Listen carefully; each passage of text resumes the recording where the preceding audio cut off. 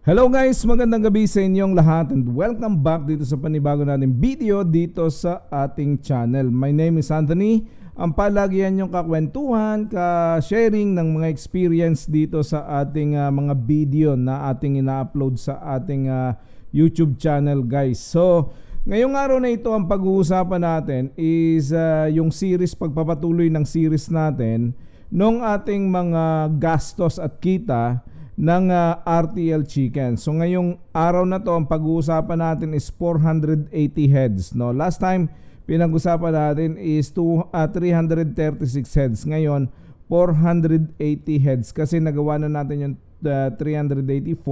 So 480 heads naman guys.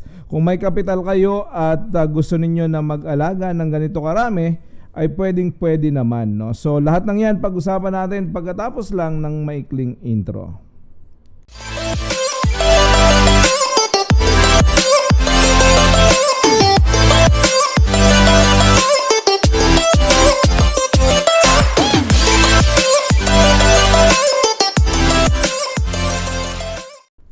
Okay guys, welcome back sa ating channel. Maraming salamat sa lahat ng mga sumusuporta at sa lahat ng patuloy na nanonood. Ayan, so kung bago ka dito sa channel na to, ay baka naman masusuportahan ninyo by subscribing ang channel natin at nang sa ganon ay patuloy pa tayong makapagbigay ng mga sharing at information sa kapwa natin mga RTL racers, mga bagong gustong mag-alaga at hindi pa masyado sanay sa ganitong klaseng negosyo at naghahanap ng mga information, experience na pwede nilang pagkuhanan ng basic ideas para naman makapagsimula din sila ng kanilang mga hanap buhay, no? So ganito pong sa araw na ito po, sabi ko nga, ang pag-uusapan naman natin is 480 heads. 10 sets po ang ating pag-uusapan ngayon. So tatlong bagay ang dapat ninyong tandaan sa pagsisimula ng RTL. So dapat meron kayong housing, ikalawa dapat nagpi-prepare kayo ng mga battery cages o kung saan niyo ilalagay yung inyong mga manok. At ikatlo is syempre dapat meron kayong pagkukuhanan ng ating mga RTL chicken, ng mga manok natin na alagaan. So yung tatlong yan dapat ipini-prepare natin at syempre may presyo yan, may bayad yan. So kung wala pa tayong mga housing at kailangan natin ng housing, ang ginagawa po namin guys ay kinakalculate namin per head, no, per bird yung expenses namin. So base po dun sa experience namin, lumalabas na nasa 140 pesos per head po ang ating expenses sa ating housing po, no? So ito ay standard housing, hindi po ito yung basic, no? So kung basic yung gusto ninyo, makakamura po kayo kung kawayan, pawid at saka hindi mo nalalagyan ng flooring, pwede po yan. At syempre ay mas mura po ang magagastos nyo dyan. Syempre maghanap din po kayo ng supplier ng mga cages ninyo, yung battery cages. Kung kayo naman po ay gusto pre-range, pwede din po yan. Pwede din po na cage free ang ginagawa ng iba. Nakakulong lang sila sa isang sa isang building tapos secure po sila doon at doon sila nag-iitlog, no po? So kwentahin natin guys yung ating initial expenses. So sa 480 heads po, ang magagastos natin sa housing dyan is mga nasa around 67,200 pesos, no? So kung ito times natin yung 480 sa 140, magkakaroon po tayo ng gastos na 67,200 pesos sa atin pong housing o there and thereabouts, no po? Tapos syempre kailangan natin ng 10 cages. Sabi ko kanina, ang 480 ay mangangailangan ng 10 cages yan. So mga nasa around 8,500 po ang bawat isang cages na bibilhin natin para sa ating mga manok. Again, pwede po kayong gumawa ng battery cages na DIY. Hindi nyo kailangan bilhin. Ngayon, yung 480 na manok po, ang presyo ngayon yan, ang prevailing price sa market is mga nasa around 420 to about 480 to about 500 pesos, no. Depende po 'yan sa layo ng inyong lugar, sa dideliveran, no, at sa supplier na inyong kukuhanan. Ayan. So yan. So atin pong calculate yung unang magagastos natin, yung unang puhunan natin. So 67,200 plus 85,000 plus 201,600, ito po yung presyo ng inyong manok. 420 times 480, 200,600. So magkakaroon ka po ng total initial capital outlay na 353,800 pesos. So yun po yung iyong initial capital outlay. Siyempre, dadating po ang manok ninyo na mga 16 weeks old po yan. So hindi pa masyado ready para mangitlog, no. So alagaan po natin yan for another 4 weeks, at kapag ka po yan ay nasa around 19-20 weeks na, depende po sa breed, yan po yung magsisimulang mangitlog na. So yung unang buwan natin guys ay kailangan natin ng allowance ng capital para sa initial expenses natin. So sa buwan na yan ay gagastos tayo ng feeds, gagastos tayo ng electric, gagastos tayo ng vitamins and minerals, gagastos tayo dyan sa trays, at baka gumastos din tayo sa tubig. Pero ay ina-assume ko na ito'y sa probinsya, libre lang ang tubig, hindi na natin yan isasama sa calculation. Pero kung sa inyo pong mga lugar kailangan magbayad, so isasama nyo po yan sa calculation ninyo. So guys, yung 480 na manok, kakain po yan ng 110 grams per bird, no? So ang ating pong presyo ng ang ating manok ay kakain yan from, mag-start po yan ng 80, 90 sa pagdating nila, tapos magtataas po yan ng 110 grams. So computein po natin do sa 110 grams, yung 480, meron ka pong papakain sa mga manok na yan na 52.8 kilograms per day sa lahat-lahat na pong yan. Ngayon, itatimes natin yan sa 30 days kasi syempre, isang buwan natin silang alagaan bago pa sila mangitlog. So yung 52.8 kilograms times 30 is 1,580 per kilogram. So ngayon, i-divide natin yan sa 50 kilogram, no? Yung isang sako, para malaman natin kung ilang sako yung makukonsume natin sa loob ng isang buwan. So ngayon, 1,584 divided by 50 is 31.68. So i-round na natin yan sa 32 sacks. Yan po ang magagamit natin sa loob ng isang buwan, 32 sacks of feeds, no? So i-times natin yan sa prevailing price ngayon sa market na ginagamit namin, no, sa feeds na ginagamit namin. 32 times 1,470, magkakahalaga po yan ng 47,040 pesos. So yan po ang total na monthly expenses mo sa feeds pa lamang. Ngayon, gagamit tayo ng electric, 10 cages po yan. So siguro gagamit tayo dyan ng mga nasa 600 to 1,000 pesos na electric, no? So mga nasa around 600 po yung vitamins and minerals na magagamit natin dyan, at mga 1,000 pesos na trays. So all in all, in total, magkakaroon po tayo ng expenses na 49,240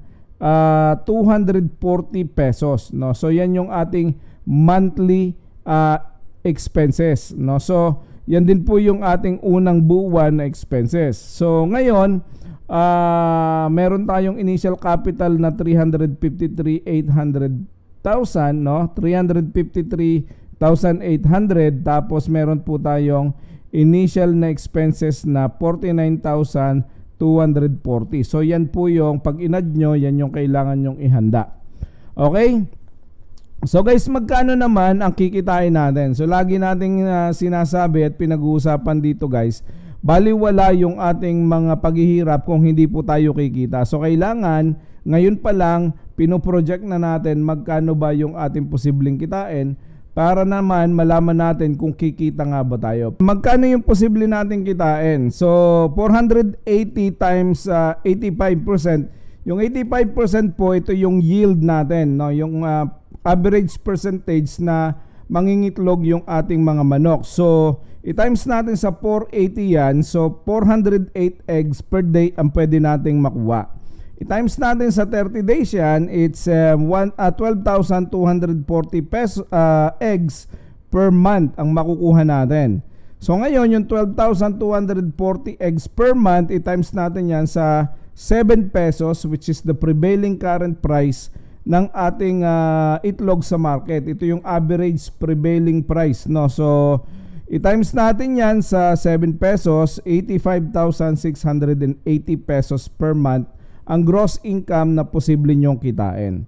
So ngayon, i-times natin yan sa 20 months kung saan yung isang cycle ay 20 months, no? So magkakaroon tayo ng total gross income na 1.713 million 600 pesos. Okay, so ang ating posibleng kitain sa loob ng isang cycle ay 1,713,600 pesos. Ngayon, syempre, ima-minus natin dyan yung ating gastos sa isang buong cycle. So mula dun sa unang buwan hanggang sa 20th month na gastos natin, ita-times natin yung ating expenses sa 20. No, so 49,240, which is yung ating monthly expenses, i-times natin sa 20 months, magkakaroon niya ng total na 984,800 pesos para sa kanilang total expenses, para sa total expenses natin. So ngayon, ima-minus natin yan do sa ating 1.713,600, magkakaroon tayo ng 728,800 pesos na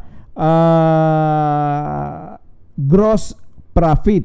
So yung ating kikitain, gross profit is 728,800. Siyempre, ma-minus natin yung ating initial capital investment. So yung 353,800, ima-minus natin yan dun sa ating gross profit para makita natin kung magkano net profit natin. So 728,800 minus 353,800, magkakaroon tayo ng total net profit na 375,000 pesos. 375,000 pesos. Hindi na ito masama. Sa loob ng 20 months, hindi ka kikita ng ganito sa bangko pag inilagak mo lang yung iyong pera sa bangko. Okay? So ngayon, hindi dyan natatapos yung ating total net profit, no? So meron pa tayong pwedeng pagkitaan, which is yung kal natin pagka ibinenta na natin yung ating mga manok. Kasi syempre, mas maganda kung mas matagal ng 20 months, mas malaki kita natin. Pero for example, hindi na siya tumagal ng 20 months, mahina na production, kailangan ng ikal yung ating mga manok. So ibibenta na natin siya. Kalimitan nagkakaroon tayo ng 10% mortality. So yung 10% na yan, kailangan nating ibawas dun sa total numbers ng ating mga manok. So yung 10% ng 480 is nasa around 48 heads, no? So isang cage ang mababawas diyan. So i-minus natin, magkakaroon tayo ng 432 heads na pwede nating ibenta o ikal. So ang ita-times natin sa 120, which is yung ang presyo ng kal ngayon, magkakaroon tayo ng 51,840 na added na kita para idagdag sa ating profit. So idagdag natin sa 375,000 yung 51,840, magkakaroon tayo ng 426,840 na kita sa isang cycle. Again, sabi ko, pwede ka pang kumita ng mas malaki dito kung mas mahal mo pang mabibenta yung mga itlog. At the same time, kung ang iyong mga manok ay tumagal ng 24 months, tumagal ng 30 months, depende po yan sa ganda ng pagkaalaga natin. Ngayon, pwede pa rin madagdagan yung ating income kapag ibinibenta natin yung mga ipot ng ating mga manok. So, kalimitan, ang presyo ng isang sako ay nasa around 120 to 150 pesos. So, kung kayo ay nakakapagsako ng inyong mga manok na tutuyo, na bibigay nyo at na ibibenta sa ibang mga customer, marami pong nangangailangan ng ipot na manok, lalo na yung mga nag-aalaga ng mga halamanan, no? So ayan po, madadagdag pa yan nating kita. So guys, estimated lang po itong mga kita na itong ating computations na to. Disclaimer lang, hindi po ito official na computation. Ito po ay isang guide para sa atin, para kung tayo ay magdidesisyon, makita natin at least yung idea kung magkano yung pwede nating gastusin at magkano din yung ating posibleng kitain, no? So ang ating kikitain is nasa mga ganitong figure naman, hindi masyado naglalayo. Wag lamang tayo magkaroon ng major disaster, no? Magkaroon tayo ng pagkamatay ng ating mga flock, o kaya magkaroon ng mga calamities. Hindi po natin kontrolado yung mga yan. So hopefully smooth sailing ang pag-aalaga natin, at the same time ay maganda yung ating pagpapalaki at pagpapakain, makapagbibigay sa atin to ng masagana at magandang klase ng itlog, at mabibenta natin ng maayos at nasa tamang presyo sa market. So kung ganon at maganda yung klase ng production, maganda ang kita, maganda yung return, no? Hindi tayo kikita ng ganyan sa bangko. So guys, yun lang. Maraming salamat. God bless, at sana po ay nagustuhan nyo ang video na to. At kung nakarating ka sa dulo, ay baka naman po pwedeng lumambing na inyo pong subscribe ang ating channel, at nang kayo po ay palaging ma-notify sa ating mga uploads. Maraming salamat. God bless, and see you all sa susunod na video. Bye-bye.